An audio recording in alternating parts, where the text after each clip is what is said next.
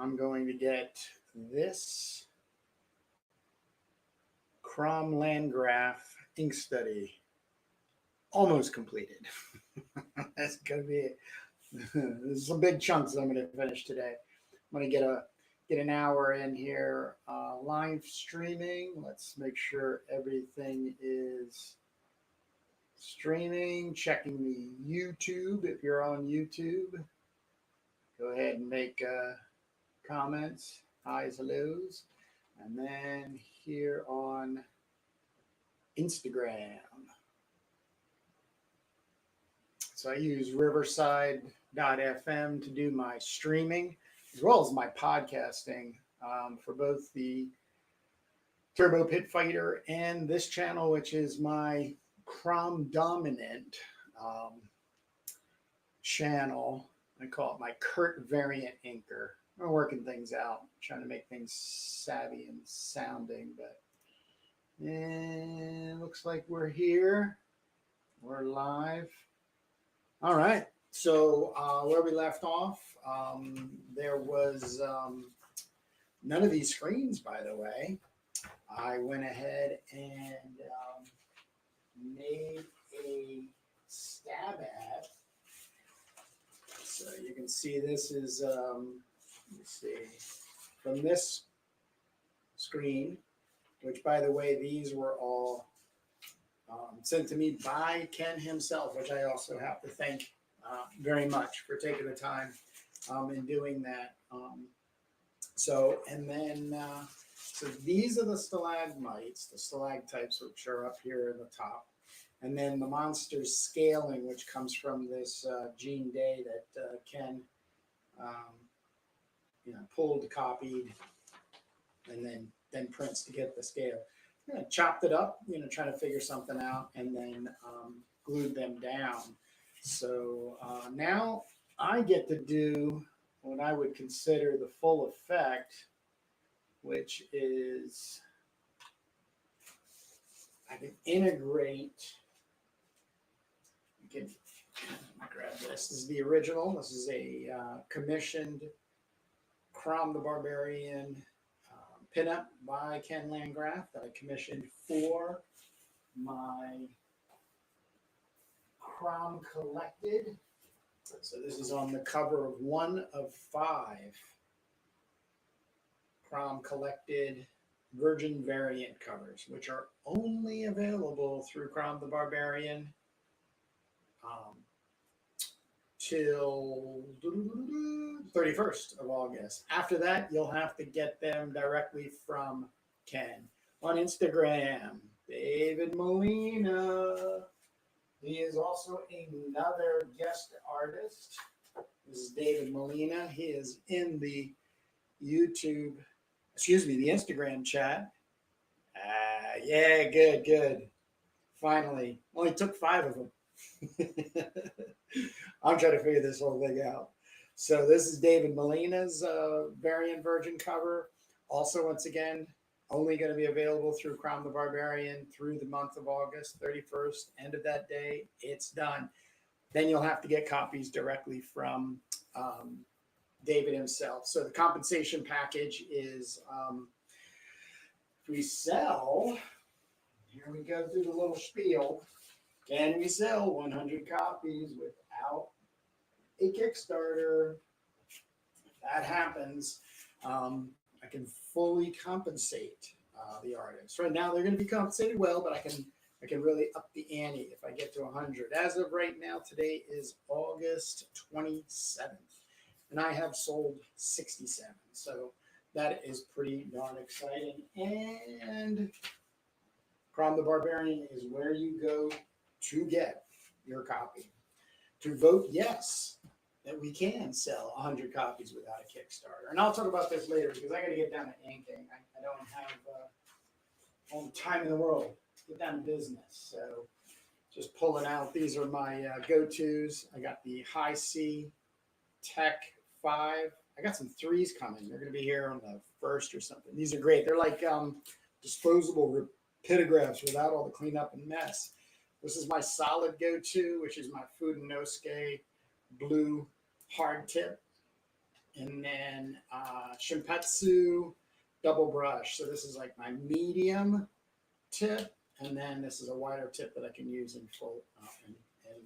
Now I already recognize after having scanned come, this is like a bigger dots than this. So I'm learning. So please give me that.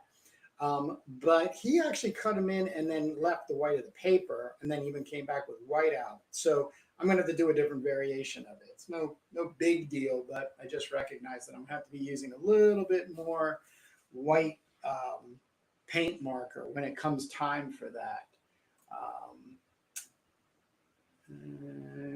Like I said, make comments, ask questions. It's one of the major reasons I'm doing this.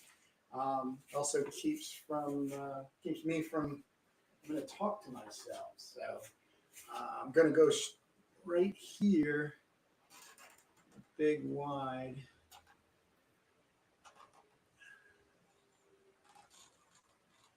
Now, if anybody's asking themselves, why are you copying a Ken Landgraf? Well, it's a pretty simple answer. I am very attracted to incorporating these print scan patterns into my own work. So I thought it would just be an easier way of going about it if I just did my own master study of Ken's pinup that I have in my possession because it's a commission that I've paid for. So it's pretty exciting. It's also a very important way to learn. So if you're learning, copy. They've been doing it since the dawn of time. Don't feel like you're cheating. You always hear that from people. Oh, you copied that. You were cheating. No, we're just getting it done in a more proper and efficient way to understand. Because the only way you can really understand as a artist is by seeing it and then mimicking it with your hand. Until AI has taken over completely with its mad machines, and you can draw with your mind with robots coming in and doing all the fine tuning. We're just stuck doing it this way, which I'm fine. I'm fine with it. I'm totally into it. I know David is too. So got at least two of us that are going to stick to our guns when it comes to doing it old school.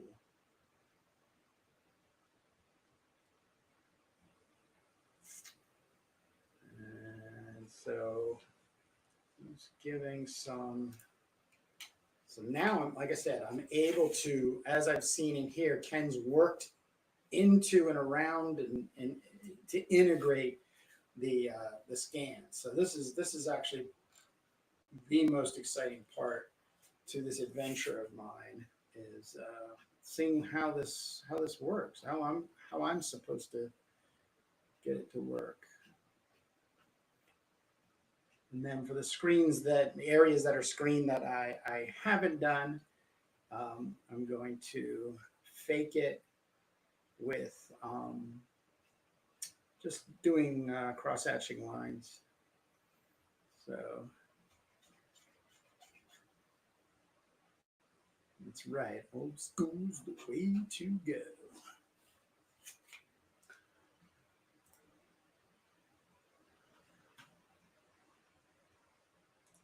Okay. All right. We're off and running. All right. Just trying to keep as they say, faithful to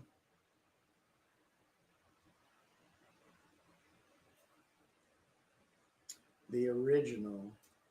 So as I said, I can't thank Ken enough for taking the time, answering some of my questions, if not all my questions. Because at first I thought it was you had to have a laser printer because that would give a really good flat black.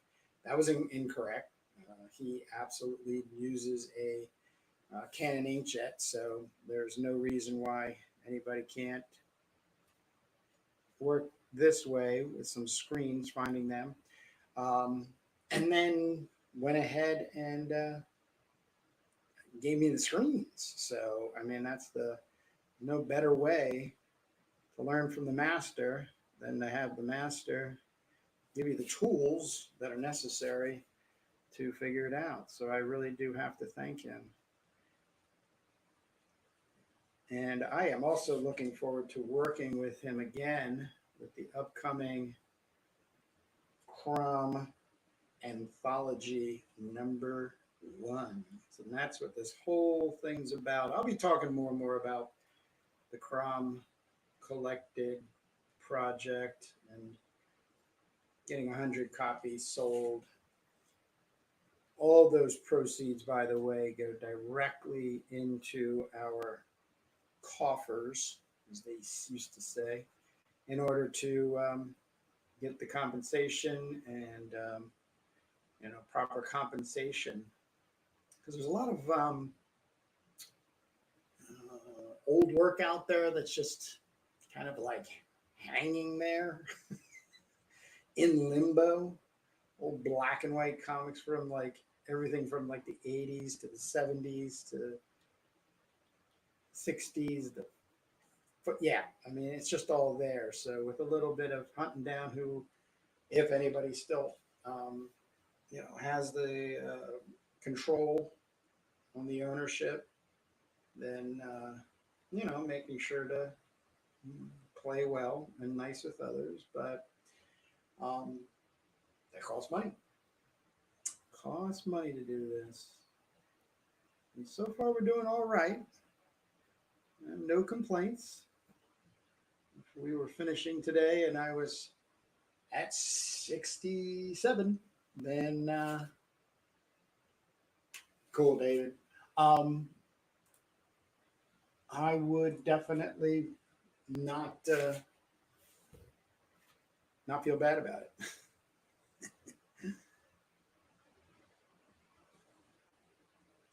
Though the more money you have, the more things you can do. That's how the world works right now. So,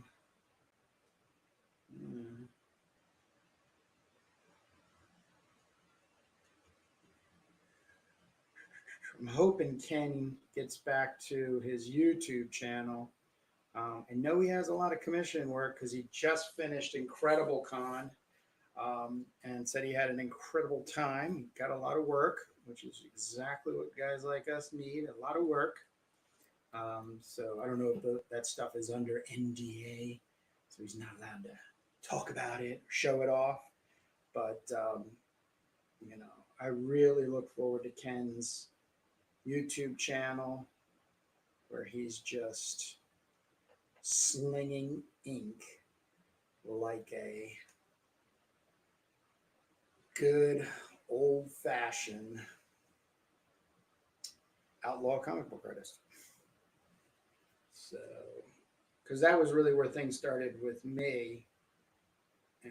Cartoons Kayfabe and the guys over at Power Comics had, turned me onto it, I think, as well as others. And of course, let me grab this real quick to show off.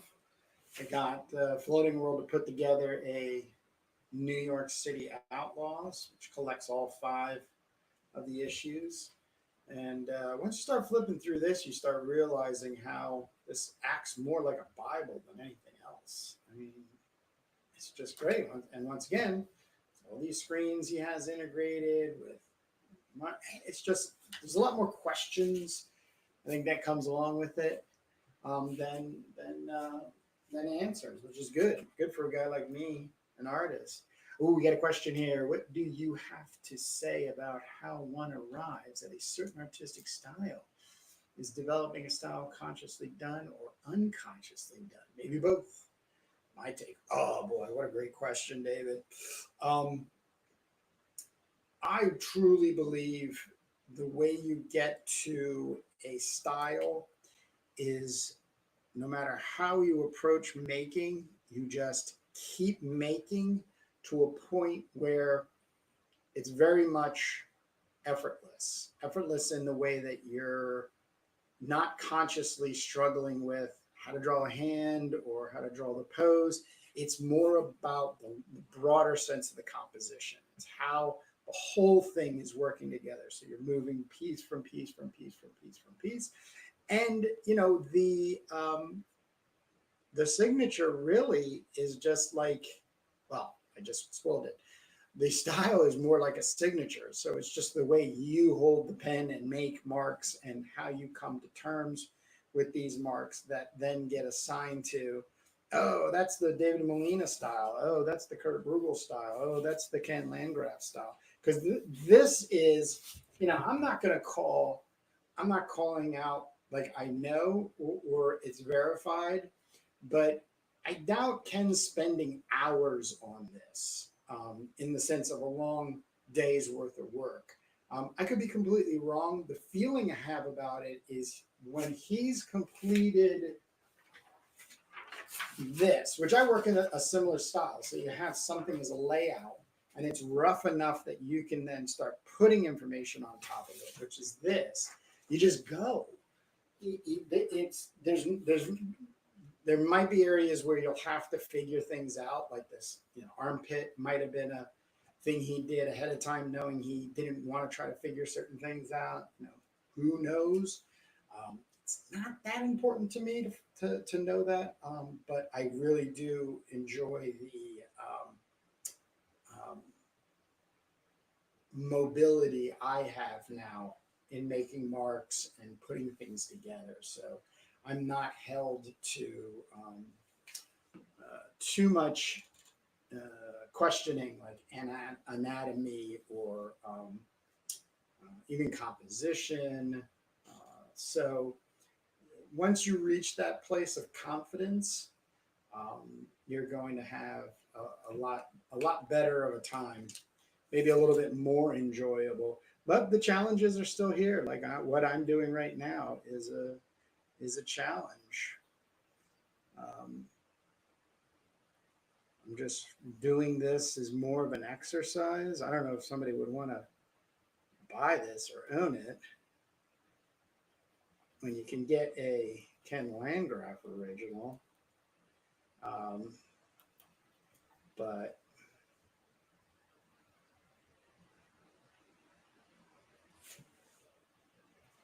let me check my YouTube. Is it going well? Cool. So here's a good example of me not using a screen, but then just mimicking it with this, just hatch across, calm this white down from being so white, get it into the gray zone. You know, and already that it creates a differentiation between that thumb and that. So good move, as they say. Smooth move, X-Lex.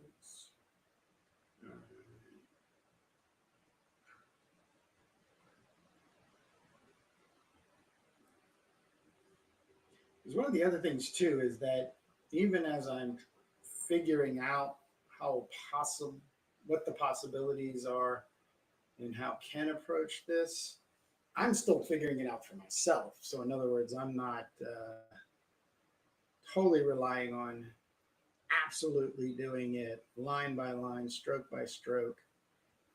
Not it's more guidance I'm using.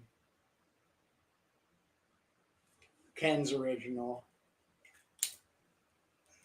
to get this completed. This is something I'm seeing. This is something I see. You put some nice jagged marks in the rocks, even in white. So I'll even bring that back.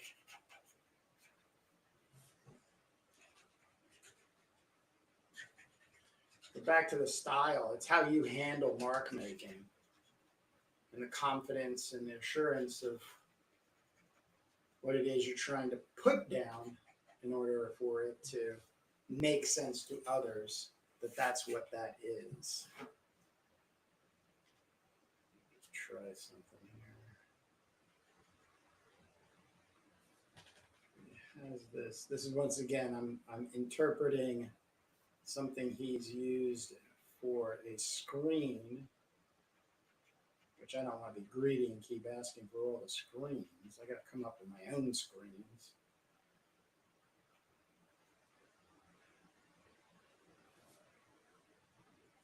As a matter of fact, I just looked over and Mr. Ken Landgraf is in the chat.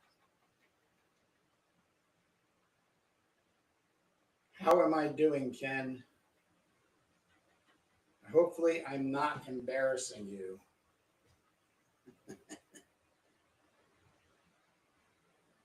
Got some of the screens in on the monster, and then I ran some bigger dot patterns for the stalagmites, stalactites. But I'm going to bring some white in here.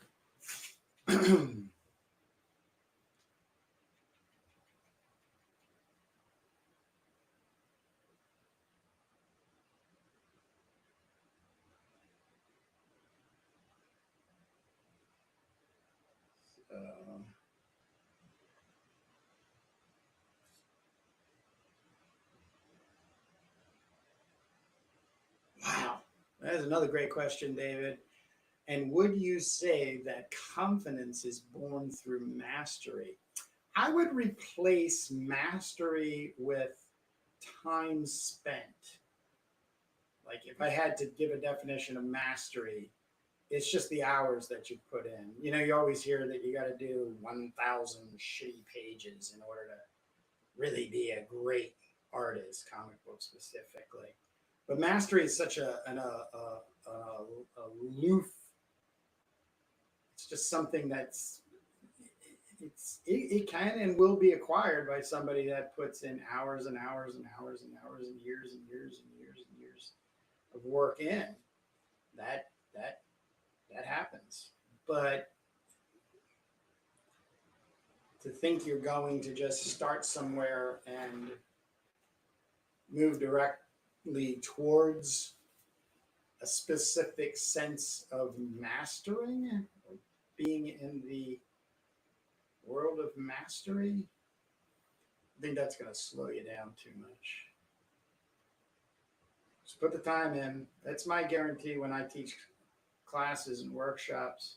Guarantee is you always get better when you draw. No matter how bad the drawing might be at the end,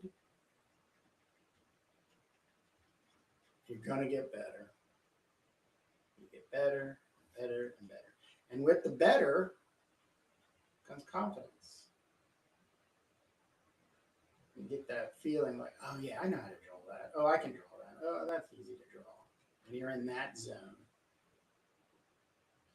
You probably are getting closer to that feeling of being a master. Remember, there was an old saying in martial arts that you could be a 10-year master, a master of 10 years with only 1 year of being master of something. So you're basically not expanding upon. You just got to a point where people are like, ooh, ooh, and then you become a one-trick pony. And once you're the one-trick pony thing, you know, that'll serve you as it serves you. I don't know. Maybe it does. You can make a living. I think a lot of comic books artists made a living off of, let's say one-trick pony. In other words, they did their shtick and stuck to it, collected those checks, paid their rent, got their kids through school, clothes on their backs.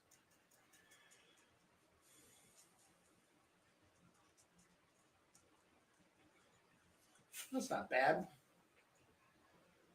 I just gotta fill it up. I don't want to mark on Ken's.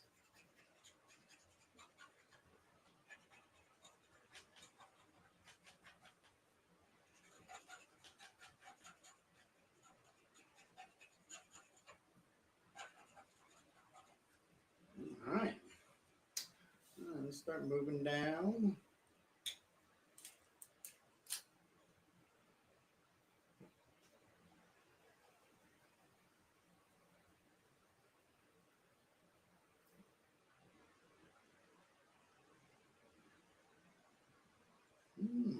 Just saw something else here. Interesting.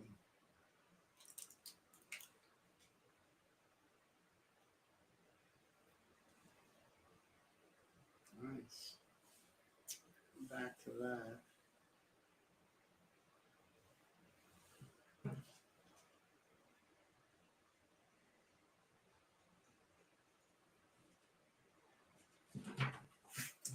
Get this over here. Thank you, David. Thank you. What are you working on right now?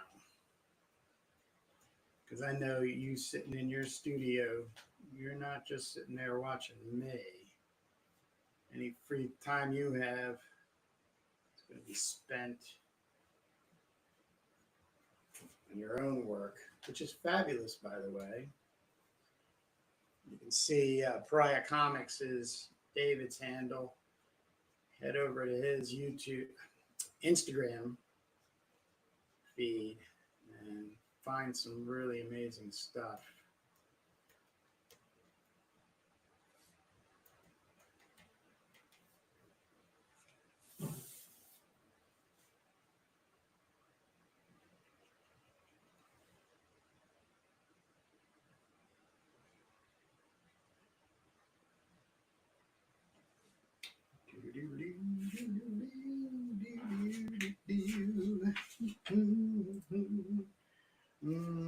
Rolly Zero. How are we doing in YouTube land? Thank you for stopping by and making the comment. Over on Instagram, we had the man himself, Ken Landgraf, stopping by.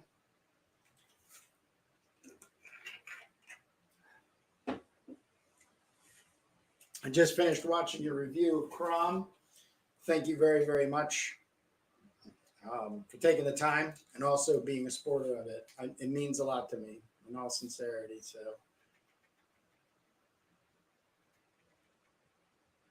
there'll be more of this for you to review in the future.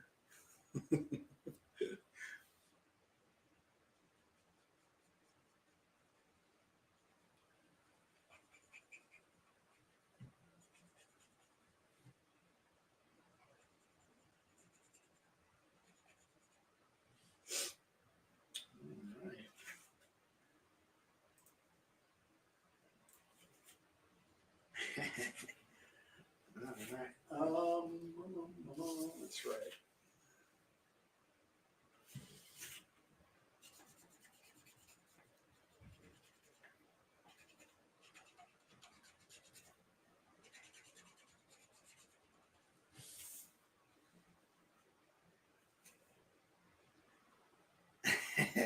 Aren't we all, when it comes to comic books, we're always looking for the new stuff. The bank account cringes, but we're always looking for the new stuff.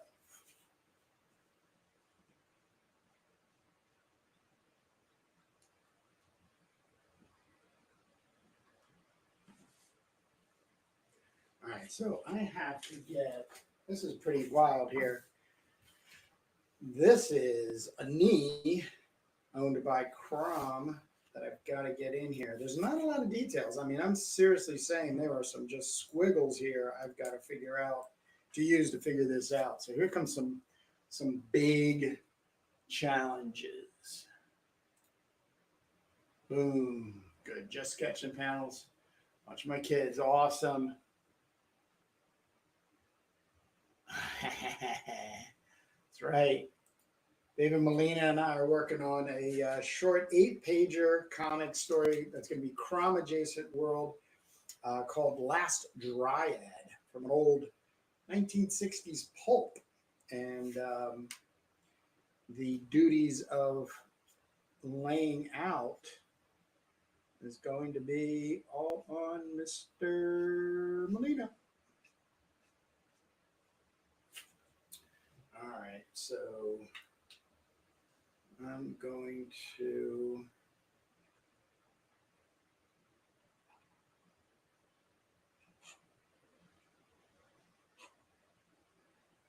just block in.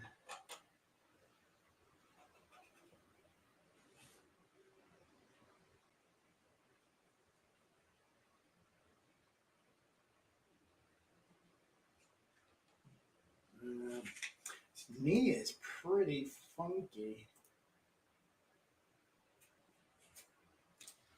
What I call funky knee here. I also extended the screen, so Ken didn't. He left this pretty blank, so he could get a lot of this information in here.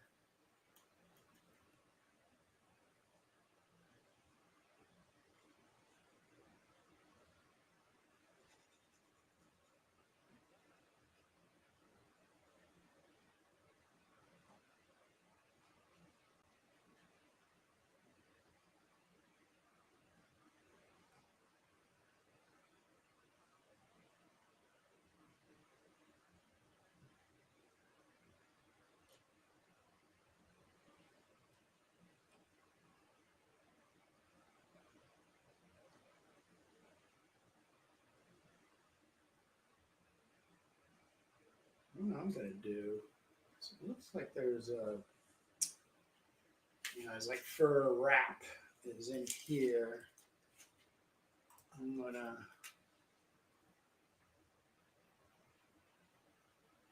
incorporate that in there. I'm definitely gonna have to do some more work here because he has it done very subtly. It's a very subtle thing.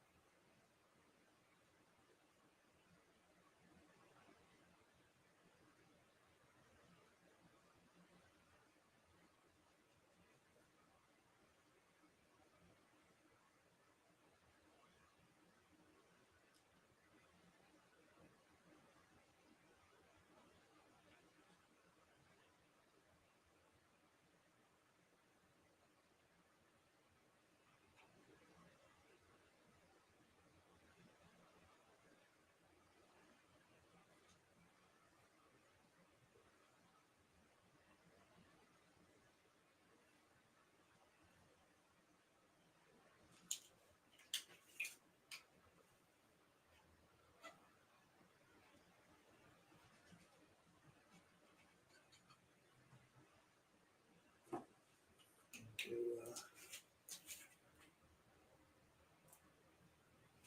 Alex Turbin on Instagram. Thank you. Half of it is me. And actually, less than half of it is me. It's all this amazing Ken Landgraf work that I'm trying to monkey my way through, which I think I'm doing all right. I've got a lot to figure out, and it's coming along.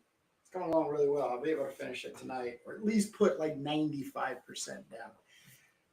David, what do you mean by what is CROM anthology rated? Like you're saying rated R, rated X, rated PG-13?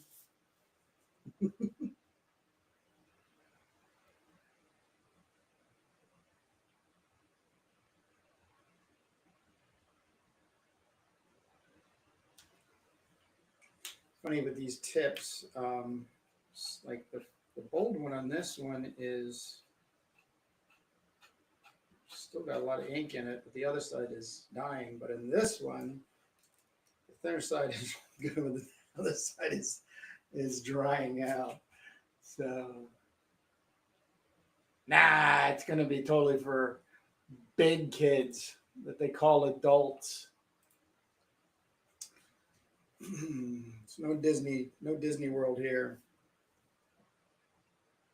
Heavy metal, Savage Sword of Conan is going to be the As a matter of fact, last night I was just going through um, some Conan Saga, which were just repeats they did in the '90s, where they're good issues too because they really deal with just it's just flat black on white printing. So um, it was good. They were good, but they had a lot.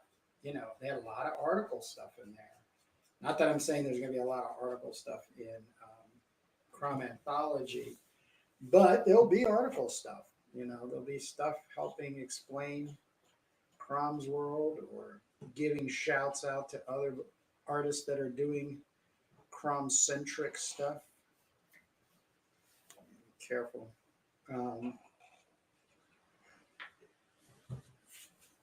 Like I always like the stuff where there's what do you call it?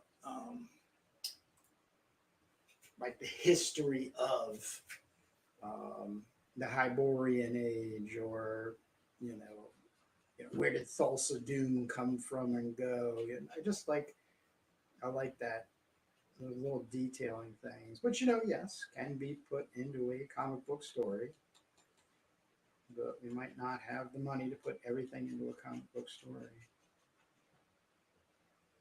But articles are good.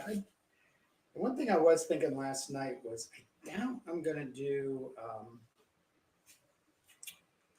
interviews. I think it's going to be way more content sensitive.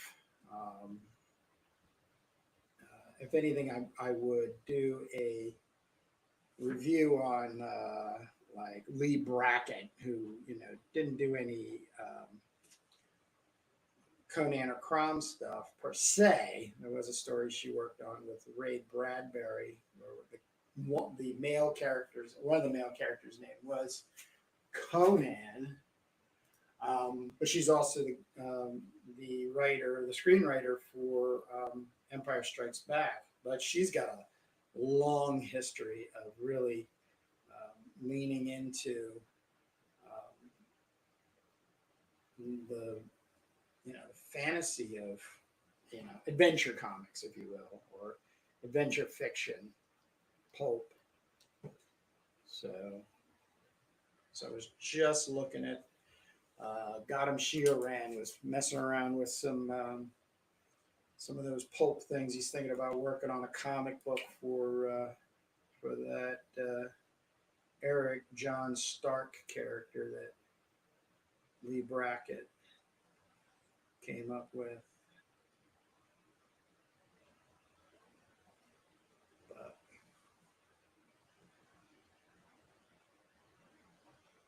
But yeah, see, that's the tip on this one. That's drying out. All right, it's all in effect. It's all in effect. It's in the effects.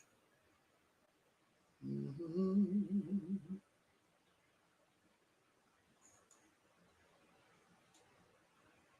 So I kind of made my own scale there.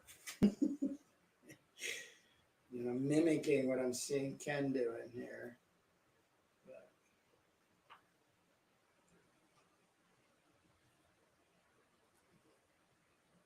this was the biggest reason I wanted to do this, was this working into the screen. So you've got this factual graphic graying element and texture, and then you can work right over the top of it with this mark making inking instrument. So pretty cool.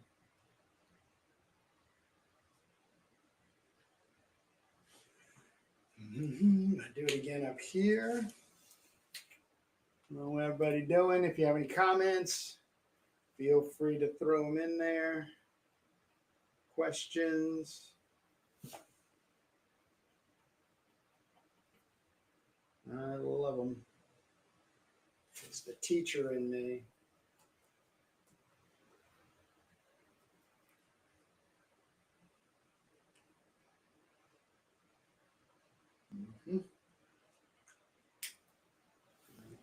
This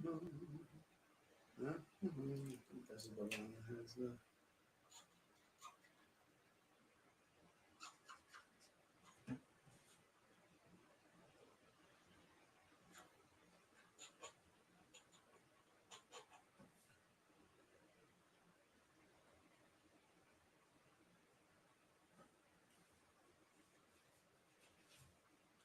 I'm getting there. Let me see a couple of areas that I really got to put in, and I'm what, 40 minutes on. All right, good timing. Not that this was a race, but I did want to give people a feeling of resolution with this master study. I'm going to be doing a lot more of this type of stuff.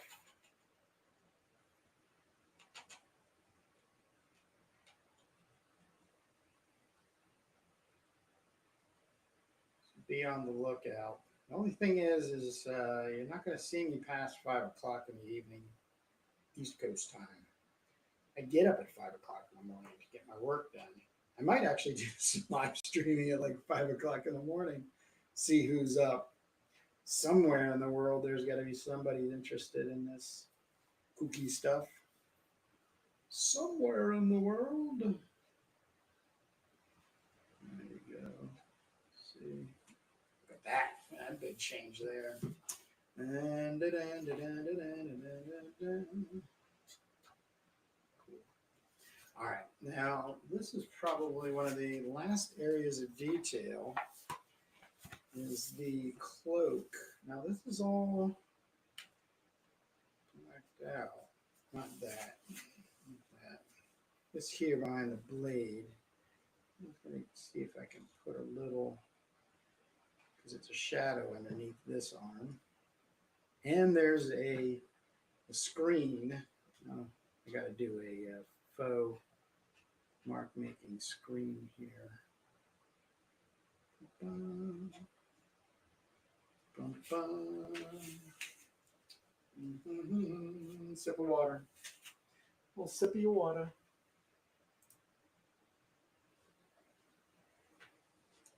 All right. Let me grab my Hassie.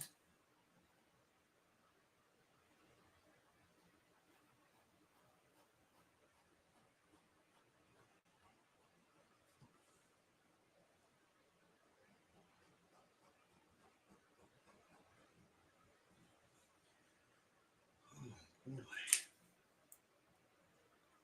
What can I do? Hopefully this is the one that still has. Yep, this has got some good ink left in there. Flowing robes. You're gonna have these long flowing robes.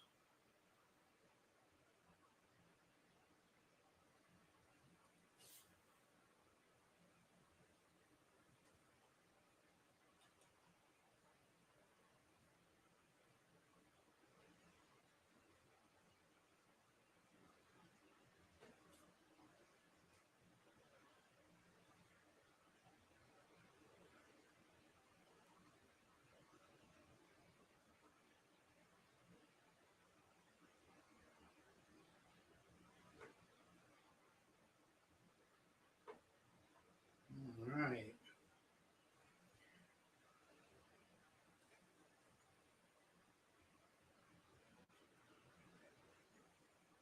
Okay. I like that a lot. All right, let me see. Oh yeah, saw this. Let me get under her chin.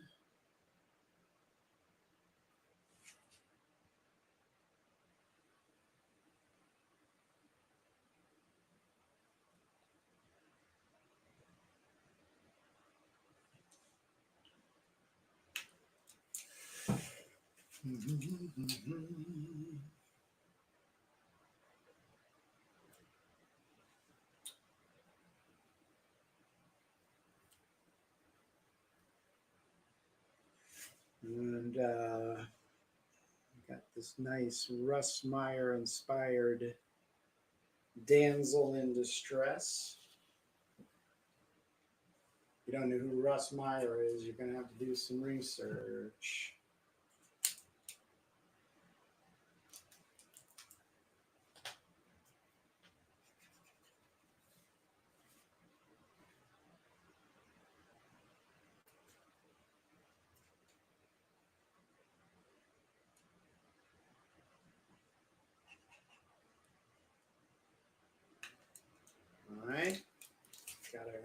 inch in. Here's some gray.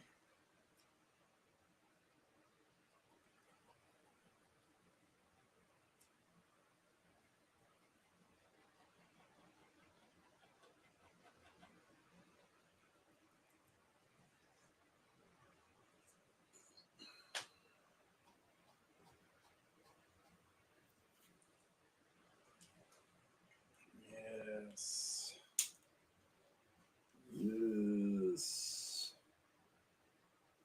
Yes. Some good. Some good. I'm going to bring in the power marker. This is a cheap True Red permanent. I believe I get them from Target. This is just going to fill in.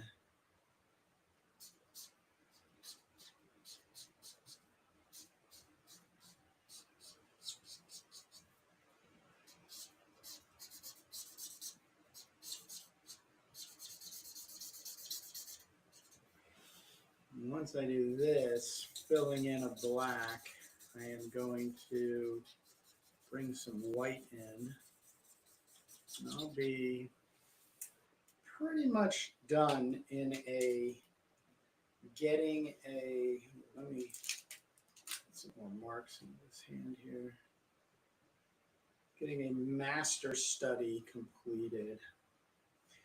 And, this is different from doing say a professional work of art, where you're trying to get compensation for it. This is just for me having fun and learning. Learning is the number one thing. All right, I'm going to put a little bit more dots. Like I said, if you're still hanging around, you got any questions, go for it. Put them in that because we're coming to the end. We're about maybe 15 minutes away from finishing this up. I'm going to do some more stippling. Do the stippling on camera. I don't do enough stippling, so if there was anything I walk away with in this master study is more stippling, more cowbell. And that sounds like a joke, which it is, but it is true.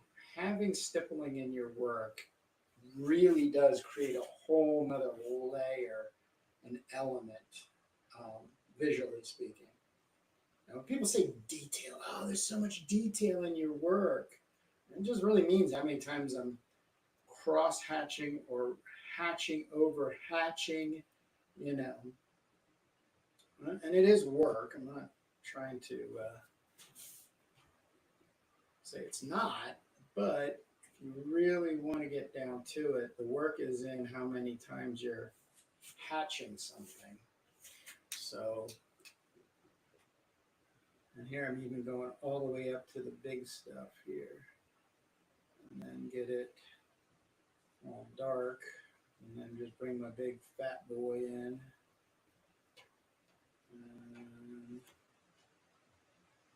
Yeah, I really like this effect too. Like I said, you're going to see a lot more stippling. If I can remember to do it.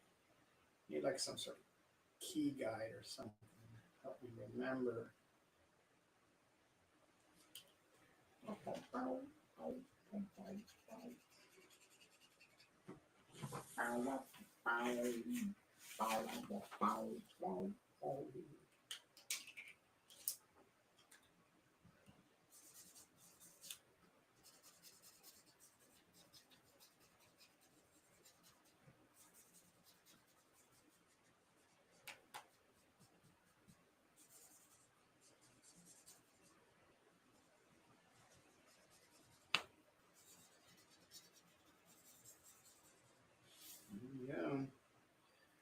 Here we go.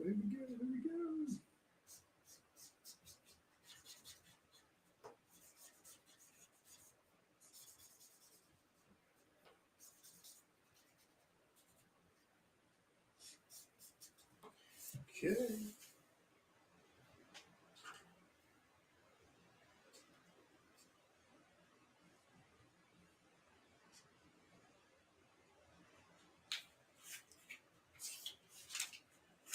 Oh, this is looking good.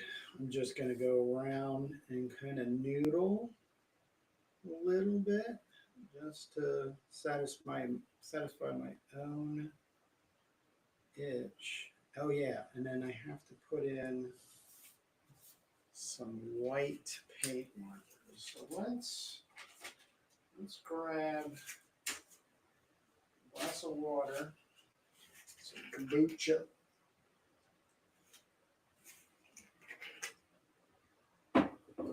And this is my go-to with white paint markers. Artistro extra fine tip, 7mm. This one, I gotta wake it up.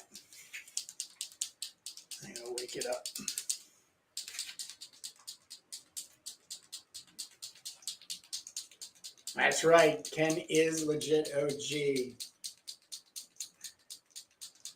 Yeah, I have shown him this. This is a question to David on YouTube. Commissioned him for this piece. It's CROM the Barbarian. That is on the cover of my CROM Collected, 140 pages, black and white, magazine size, sword and sorcery. Nonsense. It's all great stuff. So he's one of 5 guest artists I had do covers, virgin covers, which are only going to be available at cromthebarbarian.com until the end of August. And then after that, in compensation, I'll be sending copies for each of the guest artists to sell on their own. But thank you for that comment. I'm doing this so I can learn more about Ken's technique. And I think I'm getting there. So hopefully, I was just thinking, David, like maybe Ken would like this. I don't know. Maybe I should send it to him. I'll ask him.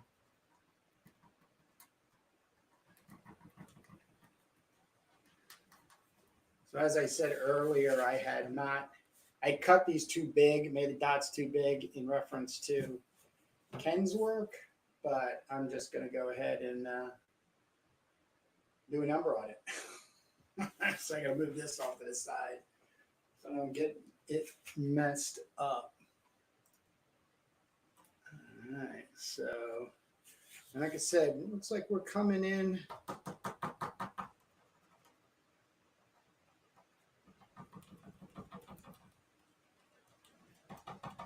One of the things I love the most about the Artistros is they really take a beating.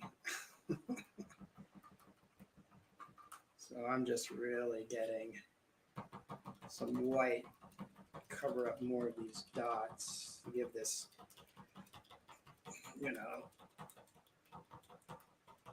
cavernous feel.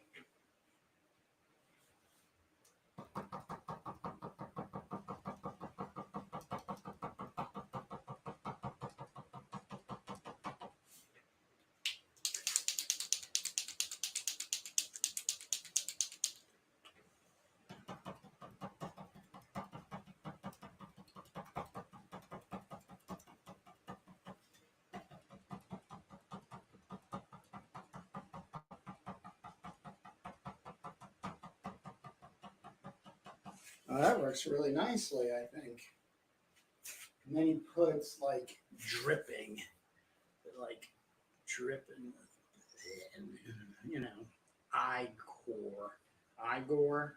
ichor. It's often in that gooey substance dripping off of the stalagmite or stalactite, whichever one it is.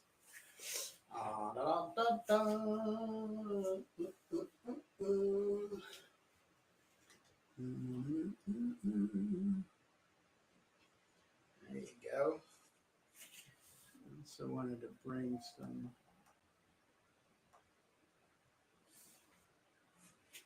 couple of areas here. I want to just bring in some highlights. Bring some highlights back in.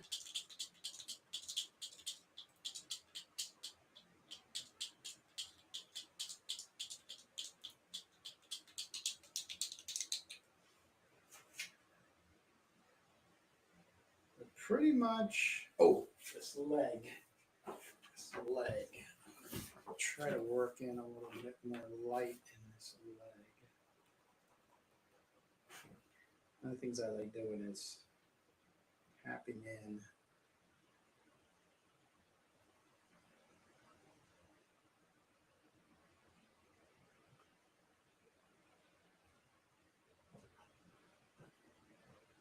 That's a little better. All right. I do believe I have completed my CROM Landgraf. I'm always going to be seeing like little, ooh, play around with that, do this, a little more of this, a little more of that. That's just the artist in me. But as a master study, I am thoroughly pleased with not only myself, but what I've been able to get out of this to work into my own art. So I'm going to start backing away here. I'm going to do my little spiel, promote some Ken Landgraf and my CROM, and say goodbye or good night for this time being. All right. Excuse me. All right, here we go. Here's the spiel. And kind of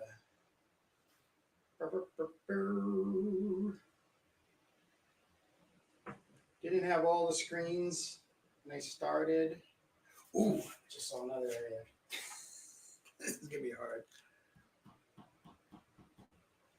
Some polka dots in the wristband. Yeah, that's right. Because there's a screen that has these white polka dots on black. So, all right. Looks cool. Looks more studded. All right. So, here we go. This is the original. And this is my study. Not bad. Not bad. I still like Ken's a lot more. Yeah, I really do. I'm totally fascinated by the way he's able to approach this comic book making, this outlaw comic book making style. I mean, he is the OG. He is the original. I can't think of anybody before Ken Landgraf that really says indie black and white. And with that being said, I'm going to throw that off the side. There's a lot of work out there you can get a hold of. Like I said, this is, I find, to be like the indie Bible. If you got answers on how to draw this or do this kind of shading, or, you know, this is the place to go to. If you're using comic books as an educational tool, this is going to be it. You know, these are 5 Outlaw comics from like 1984 to 7, I believe, 5 issues. In the back, they have the covers. There's the cover. Cover 1, cover 2, 3, 4, and 5. So, and they're called Outlaw Comics. So he kind of did coin the phrase. But look, this is a 2021. So great. It's just so great. Oh, man. Floating World, that's who you're going to want to go to. The guys at Power Comics really did justice in getting the word out and people privy to it, myself included. Cartoons Kayfabe, when they were in action, they were also pulling this along. Outlaw Comics, Ken Landgraf, and the likes. So I believe this is a must-have in ownership. He has, here you go. I have 2 other comics. This doesn't mean these are the only comics he has, but I don't want to put them down because Apocalypse 5000. Really great stuff. This one I would consider being more anatomical. You get a lot of like great figures in here. He's working off of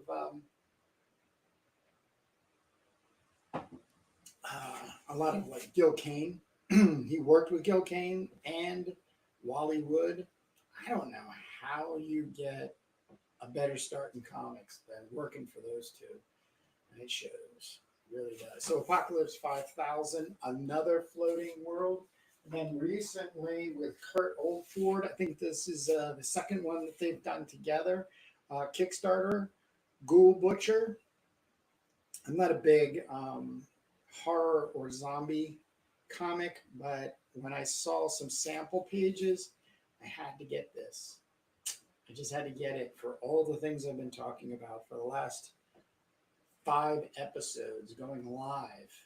It's just the way he handles screens and black and white. I mean, detail. It doesn't really, I mean, look at these cool trees back here and then some screens. I mean, these are things, and it's happening. It's just happening. So there's plenty out there. Ken Landgraf, Google him. And for my spiel, I am Kurt Brugel. I commissioned Ken Landgraf to do this CROM pinup. The CROM pinup is one of 5 guest artists that did their version of CROM, and then I used the pinups as a virgin cover, which means that it has no title on it. This is Jason Schoonover, which are only going to be available for the month of August. And then as part of the compensation, this is mine. This is Kurt Brugel's version cover, which will always be in circulation. I will be getting them copies. Each of the guest artists will have copies for them to be able to sell. And at whatever price they want to, by the way, because these have now, after the 31st of August, 2024, have become far and few between. David Molina, who joined me in the Instagram tonight. Thank you so very much, David. Really enjoy having you as company. Hopefully you're charged up enough after the kids go to bed to get some work of your own done. Adam Dodds. So you got Adam Dodds, this really great, once again, texture, line work, patterns, just phenomenal. So you have 6 covers to choose from. This is a 140-page black and white sword and sorcery magazine size comic in 3 parts. I'm in the beginning, which is the youthful CROM beginning. So it's really starting him out as like a 16-year-old youth. And he's just figuring out his way in the world. And then the Gardner Fox John Junta originals from 1950. These are this is a public domain character, and this character is out there for anybody to use. I do not claim any ownership or control over it. As a matter of fact, I want the opposite, and I want to play with more people in the CROM sandbox. So this book could also be considered like a player's hand guide. Here's some Jack Katz with Gardner Fox, 1972. A lost, nearly forgotten CROM. And then I did some illustrations for a prose story called CROM and the Warlock of Sharador. So 35 pages of prose, which is based off of Gardner Fox's short story from 1953 called Warlock of Sharador. Want to keep Fox's voice alive and well and in the world of comics, especially sword and sorcery, and then did some spot illustrations for each page. So you get 35 pages of prose and 35 pages of illustrations. And if you do get a copy and you want a little secret, part 7, which is the last part of CROM and the Warlock of Sharador, and it goes to the end, is where the launch point happens for CROM to become the dark brooding god that Conan, the Sumerian barbarian, will swear to and praise and pray to in occasion. Swearing to is usually the bigger part of it. And once again, you have a gallery in the back. So each of the artists, I gave a little bit of space, 2-page spread, so you do get to see the original art, and then a little show, and then you get a QR code to be able to get to them elsewhere. Drawn Sword from New Zealand, Ken Landgraf, Adam Dodds, and Jason Schoonover. And this is the bigger part. Like I said, this is like a sandbox, player's hand guide. Come and play. Open call for collaboration. So looking for others to play with. There's a QR code to go and contact me. I also work with Jake Jacobs on Turbo Pit Fighter, which has its own channel on YouTube called Turbo Pit Fighter Comic. So check that out, where we get together every Sunday and work on our comic page by page. And with that, I'm just going to leave you with this. I'm on a sales campaign for the month of August. CROM Sell 100 copies without Kickstarter. As of today, which is the 27th of August, 67 copies have been sold. So thank you very much for all those who purchased and for your support. But if you want to join, just have to go to CROM the Barbarian. That's why I don't want to use the Kickstarter. I want everybody to just go directly to a website, CROM the Barbarian, and make the purchase. I use a print on demand to fulfill. It takes about 7 days-ish to get the book printed, and about 3 to 4 days to get it shipped. So you're looking at under 2 weeks that you will then get the book. Unlike that, which you have to go through a Kickstarter, that can be months of waiting. So even if the book's done when they're running the Kickstarter, they got to run the Kickstarter for the month and so on and so forth. So for the entire month, there are 67 individuals who either have copies or will be receiving their copies very, very soon. So once again, just want to leave you with the fact that there are 5 copy covers. There are variant virgin covers that are only going to be available till the end of the month, August 31st. When I wake up at 4 or 5 o'clock Eastern time on Sunday, I will be turning those off. They will be sold out, and you will only be able to get copies from them. Adam Dodds,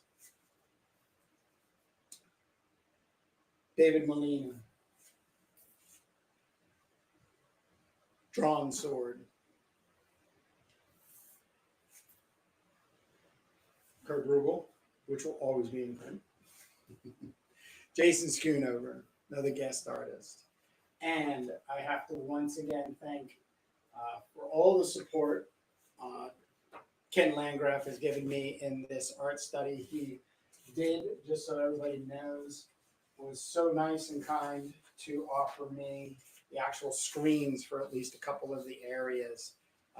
This was the area that I used for the stalagmites, and then this Jean Day serpent scales were used down for the beast, and it was a great thing to have in order to help me learn better and get a better understanding for that. So thank you, Ken Landgraf, for allowing me to do this. And by the way, I'm heading towards a follow-up to CROM Collected, which will be CROM Anthology. And what that means is that I will be working with other creatives on filling 200 pages of a black and white magazine size. One of those individuals is going to be Ken Landgraf. So, and the more pages that we get in is going to cost. So that's why I have it at the 100 copies. If I sell 100 copies by the end of the month, it's really going to help financially get to CROM Anthology. But I have said all that I have said and can say today, and have showed all that I can. And I will give you one last CROMthebarbarianvisit.com, one last look as we close out the evening. This is mine. This is Kurt Rugal's attempt at using the same techniques as Ken Landgraf. And then, of course, Ken Landgraf. So, there we go. And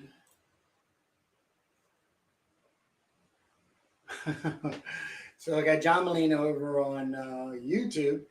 Question is, hey Kurt, what time do you usually go live? I'll tell you this, on an Eastern time, it won't be past 4 o'clock. So it can be anywhere from 9 in the morning till 3 o'clock. But not every day. As a matter of fact, this is my Friday. I will be not working as much for my weekend, Tuesday, Wednesday, or Wednesday, Thursday, excuse me. And then back into the studio on Friday, Saturday, and the last day, Sunday. So one of the nicest things about these live events is that they go into an archive and you can watch them later. So, and if you have questions, please, even after this live event is closed down, put them in the comments. I'm very approachable and I'm always making things. So, but other than that, that is all that I have. So I will say good night to everybody. Thank you.